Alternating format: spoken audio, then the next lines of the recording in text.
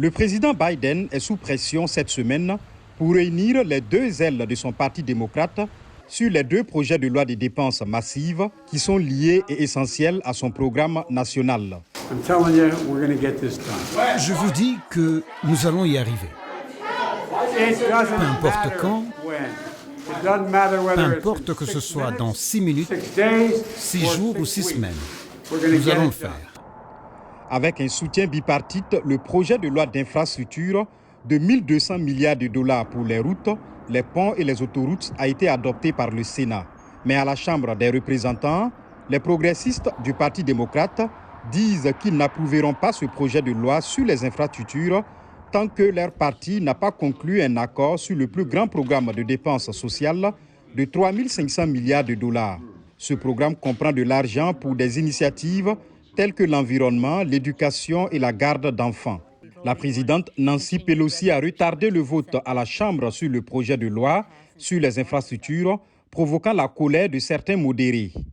Dans un communiqué, la sénatrice Kyrsten Sinema, une démocrate modérée de l'Arizona, a qualifié le retard d'inexcusable et de coup de force pour tenir en otage le projet de loi sur les infrastructures. Les républicains s'opposent à ce vaste plan de dépenses.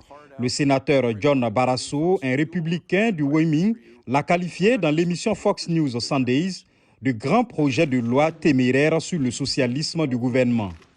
Les démocrates, avec une faible marge à la Chambre et un Sénat également divisé, où la vice-présidente Kamala Harris est nécessaire pour faire pencher la balance en cas d'égalité, doivent unir leurs partis s'ils veulent faire adopter le plus gros paquet.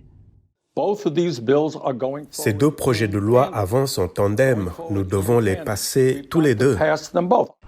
La Chambre est hors session pour les 2 prochaines semaines. Le président Biden aurait déclaré aux démocrates que le coût du projet de loi devrait probablement baisser à 2100 milliards de dollars. Et certains démocrates progressistes affirment qu'un compromis potentiel pourrait inclure le raccourcissement de la période de financement du projet de loi.